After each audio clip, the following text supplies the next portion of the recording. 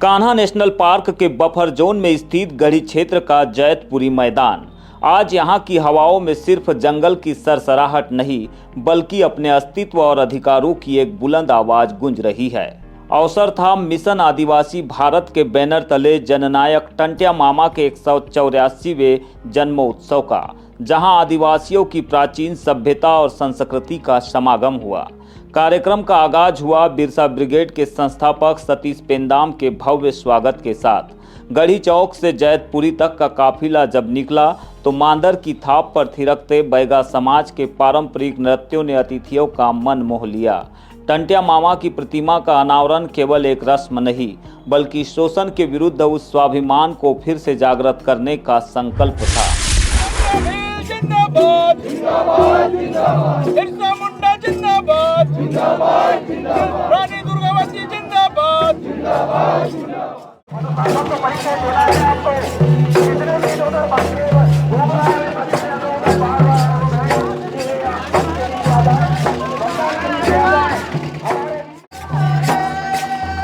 Supreme court के वकील सम्मानी अली साहब और मौलाना के विधायक समारोह के मुख्य वक्ता सुप्रीम कोर्ट के वरिष्ठ अधिवक्ता बलराज मल्लिक ने जब मंच संभाला तो व्यवस्था की कमियों पर कड़ा प्रहार किया। उन्होंने दो टूक शब्दों में कहा कि संविधान इसलिए बना था ताकि न्याय के लिए किसी को हथियार न उठाना पड़े। लोकतंत्र में लोक राज नहीं, लोक राज शब्द नहीं है, लोकतंत्र है। तंत्र का मतलब व्यवस्था होता है और जिस व्यवस्था में सबकी भागीदारी होती है, जैसे माला में सब जितने मनके होते हैं सबकी भागीदारी होती है, ये मतलब है संविधान का। देश के ज्यादातर इवन मैं जनप्रतिनिधियों की तो बात छोड़ो, इस देश के जजों को, हाई कोर्ट और सुप्रीम कोर्ट को में बैठे हुए जजों को भी एक ख्याल नहीं है कि देश में व्यवस्था चाहिए, व्यवस्था के लिए संविधान है, सरकार बनाने के लिए संविधान नहीं है। तो साथियों, आज जो हालात देश के हैं, इस सरकार में भी पहले भी कुछ सरकारों में ऐसे रहे कि क्या वजह है देश के लोगों को रास्ता रोको आंदोलन या कहीं कहीं हथियार उठाने की नौबत क्यों आती है, क्यों आई? इसके लिए दोषी है जो लोग अपने आप को सरकार के रहनुमा या राजा समझते हैं। ये उन पॉलिटिशियन के दिमाग की खुरापात है, वो योग्य ही नहीं, वो लोकतंत्र में जनप्रतिनिधि बनने के योग्य ही नहीं। जो अपने आप को राजा समझ बैठते हैं या अपने आप को वीआईपी समझ बैठते हैं, ये जिम्मेदारी के पद हैं, ये शहंशाह बनाने के नहीं, ये गद्दियां नहीं है। तो लोकतंत्र में जनप्रतिनिधि जनता की फोटोकॉपी होती है, उससे ज्यादा नहीं। ओरिजिनल डॉक्यूमेंट जनता है, देश की मालिक जनता है। देश का अगर राजा भी किसी को कहें, राज भी किसी का कहें, जबकि राज नहीं, राज में धींगा मुश्ती चलती है, षड्यंत्र चलते हैं। राज हथियाने के लिए एक दूसरे को मारा जाता है, एक दूसरे को लूटा जाता है, एक दूसरे की जुबान दबाई जाती है। लोकतंत्र में सबकी आवाज सुनी जाती है, सुनी जाने का प्रोविजन है। और कोई भी काम देश के अंदर, लोकतंत्र के अंदर पुलिस और सैनिक इसलिए होते हैं कि कहीं कोई अपनी आवाज उठाना चाहता है, कोई मुस्टंडा उसकी आवाज नहीं को दबाना चाहता है, चाहे वो सरकार में बैठे हुए मुस्टंडे हों, चाहे वो प्रधानमंत्री के रूप में, सीएम के रूप में हो, कोई मंत्री आईएएस आईपीएस के रूप में हो, चाहे पुलिस कमिश्नर के रूप में हो। पुलिस की यहाँ जरूरत लोकतंत्र में होती है। अगर गरीब के ऊपर जुल्म हो रहा है, उस जुल्म करने वाले को पकड़ने का काम पुलिस है, उसको लोकतंत्र की पुलिस कहते हैं। हो क्या रहा है देश के अंदर? देश के अंदर हो क्या रहा है? लोकतंत्र के चुने हुए नुमाइंदे पार्टियों की गुलामी करते करते खुद भी गुलाम बादशाह की तरह ट्रीटमेंट देते हैं जनता को। मल्लिक ने सीधे तौर पर सवाल उठाया कि क्या आज लोकतंत्र केवल सरकारें बनाने तक सीमित रह गया है? लोकतंत्र का मतलब संवाद है, परिवार चलाने जैसा है। असली आतंकवादी या नक्सलवादी वे नहीं जो जंगलों में है, बल्कि वे है जो संवैधानिक शपथ लेकर जनता की आवाज़ दबाते हैं। ब्यूरोक्रेसी और जुडिशरी को आईना दिखाते हुए उन्होंने साफ किया कि इस देश की जनता ही सुप्रीम है। आवाज दबाने का काम करते वो असली आतंकवादी हैं। वो पीएम के रूप में भी हो सकता है, गृह मंत्री के रूप में भी, सीएम के भी, मंत्री, डीसी, एसपी कोई भी हो सकता है। देश की आवाज़ को बुलंद करना ही लोकतंत्र की ड्यूटी है, लोकतंत्र में चुने हुए प्रतिनिधियों की ड्यूटी है। देश के रैंकिंग जो है 162 नंबर पर बोलने की, ये कम से कम पहली पंक्ति में आनी चाहिए। विश्व गुरु का मतलब क्या होता है? जो सबसे पहले खुल के जो देश बोलता है उसका नाम विश्व गुरु होता है। या हमारा पीएम गुरु घंटाल अपने आप ही विश्व गुरु बने घूमता है और देश को डराने का काम करता है। खुद भी डरा हुआ है, अपनी मार्कशीट तक नहीं दिखा पाया। देश की हाई कोर्ट, सुप्रीम कोर्ट उसकी मार्कशीट नहीं दिखा पाई देश को। लानत है ऐसी जुडिशरी पे देश के अंदर। साथियों, निगाह रखो हाई कोर्ट पे, सुप्रीम कोर्ट में। आप ही मालिक हैं, जो चाहते हो वही हो कर सकते हो। हमें व्यवस्था को बिगाड़ने वालों का इलाज करना है। व्यवस्था बिगाड़ने का किसी को भी हम अलाउ नहीं कर सकते। देश की जनता, कोई भी पार्टी हो, कोई भी नेता हो, किसी भी पद पे हो, निगाह रखनी है।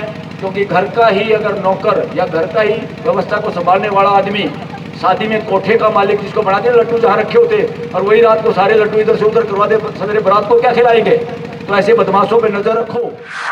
समारोह में बिरसा ब्रिगेड के संस्थापक सतीश पेंदाम, बांसवाड़ा राजस्थान के विधायक जयकृष्ण पटेल, बैहर विधायक संजय उइके, बैगा समाज छत्तीसगढ़ के अध्यक्ष कामू बैगा, सत्येंद्र इनवाती ने भी समाज को आगाह किया। सतीश पेंदाम ने पूंजीवादी राजनीति पर हमला करते हुए कहा कि आज आदिवासियों को उनके जल, जमीन, जंगल से उजाड़ने की गहरी साजिश रची जा रही है। जो जिंदा रहने के लिए जमीन मांगने वाला समाज था, वो मरने के लिए जमीन मांग रहा है। ये आंदोलन की स्थिति हो गई आदिवासियों की, और उसमें ये गोंड है, ये प्रधान है, ये गांडूगिरी शुरू हो गई। ये पार्टी का है, वो पार्टी का है, ये वो संगठन का है। मैं राष्ट्रीय अध्यक्ष हूं, मैं सचिव हूं। अबे अंतरराष्ट्रीय अध्यक्ष बनने दे तेरे को, उससे क्या उखाड़ लेगा तू? जब तक तेरे भेजे में कुछ नहीं रहेगा, तेरे विचारों में ताकत नहीं रहेगी, क्या कर लेगा? समाज ही नहीं समझा है उसको। पार्टी समझती है, जात समझता है, भगवान समझ रहा है, धर्म समझ रहा है, समाज नहीं समझता है। अपने लिए हम क्या कर रहे हैं, हमारे बाल बच्चों के लिए क्या कर रहे हैं, ये महत्वपूर्ण हिस्सा है। साथियों, आप लोग ये चर्चा का विषय बनाओ। अपने घर में जाके ये सोचो, अपने बच्चों के बारे में सोचो कि तुम्हारे बच्चों के बारे में कोई नहीं सोच रहा है, इसलिए तुमको ही सोचना पड़ेगा। सोचने का मामला शुरू करो। अपने बच्चों के सुरक्षा के बारे में, उनके एजुकेशन के बारे में, उनके जीवन के बारे में, उनकी नौकरी के बारे में, अपनी जमीन के बारे में, जंगल के बारे में, संस्कृति के बारे में। ये छोटी चीज है, ऐसा बैठ जाते हैं हम। लेकिन हम लोग इसके बाद क्या करेंगे? घर जाके क्या करेंगे? इसके बारे में हम कब सोचेंगे? किस तरीके से सोचेंगे? ये हम तमाम लोगों की जवाबदारी है। सामाजिक विचारधारा से ही जियो, सामाजिक विचारधारा से ही लड़ो और सामाजिक विचारधारा से ही मरो, जो टंट्या भील, बिरसा मुंडा, बाकी लोगों ने की। हमारा दृष्टिकोण हमेशा मानवतावादी होना चाहिए, व्यापक होना चाहिए। ये जल, जमीन, जंगल बचेगा तो केवल आदिवासी बचेगा क्या? बाकी लोगों को सांस नहीं लेते, उनको पानी की जरूरत नहीं है। ये पूरे देश के नहीं, विश्व के मानव जाति की लड़ाई है, पूरे मानव समाज की लड़ाई है। इस लड़ाई को पूरे विश्व के पटल पे ले जाना पड़ेगा। साथियों, हम लोग, आप लोग सब मिलके इस पर काम करेंगे। किसी दिन और बात करेंगे। जिन्होंने कार्यक्रम किया, मैं उनको सल्यूट करता हूं कि ये बच्चों ने बहुत अच्छा काम किया, लेकिन इनको मदद करो। वहीं विधायक संजय उइके ने माइनिंग और कारपोरेट्स के बढ़ते हस्तक्षेप पर चिंता जताई। उनका संदेश साफ था, यह लड़ाई केवल विधानसभा या लोकसभा में नहीं जीती जा सकती। इसके लिए समाज को धरातल पर एकजुट होना होगा। हम सब लोग मिलकर लड़ाई लड़ेंगे, फायदा पहुंचाएंगे। फायदा किसको होगा? हमारे अपने भाई को नहीं, दूसरे को होगा। तो ये इसके लिए सामूहिक जवाबदारी हम सब। इस व्यवस्था को सुधारने की जवाबदारी हम सबकी सामूहिक है। एक विस्थापन की बात हमारे वीके जी कह के गए हैं। विस्थापन की बात मैं आप सबसे कहना चाहता हूं। विस्थापन हो, माइनिंग हो या कान्हा नेशनल पार्क में अभी हम वन अधिकार पे बात लगाएं, कोई भी चीज, कोई भी अधिकार आपको यहां से हटाने की बात तब आएगी कान्हा से 2 गांव को और हटाने की बात आएगी। लेकिन ग्राम सभा ने सहमति नहीं दी। मैं खुद भी उस ग्राम सभा में गया था। ग्राम सभा ने सहमति नहीं दी तो नहीं हटा। आपको इस ताकत को जानना होगा, आपको इस ताकत को, अपने ताकत को पहचानना होगा।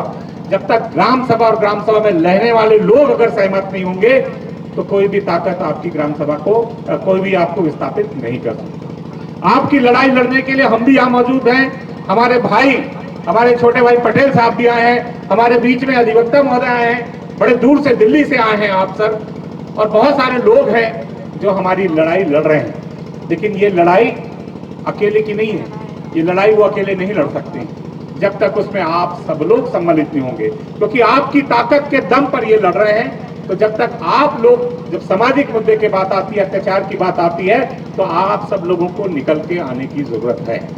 आप अलग रहिए, कहीं भी जाइए, लेकिन जहां समाज की बात आती है तो एक साथ एक मंच पे, जैसे आज हम सब लोग आए हैं, एक मंच पे खड़े होकर आदिवासियों की बात अगर हम नहीं रखेंगे तो हमको बांटे जाएंगे। तो ये आप सब लोग विशेष तौर पे ध्यान रखेंगे। मैं ऐसी आशा आप सबसे करता हूं और मैं आए हुए अतिथियों का सम्मान भी करता हूं और उनको बहुत बहुत धन्यवाद देता हूं कि आपने अपना बहुमूल्य समय निकालकर इस अति पिछड़े क्षेत्र में आप सब लोगों ने आया और अपना समय दिया। इसके लिए मैं आप सबको बहुत बहुत धन्यवाद देता हूं। जैतपुरी के इस मैदान से आज एक संदेश स्पष्ट है। आदिवासी समाज अब केवल मूक दर्शक नहीं रहेगा।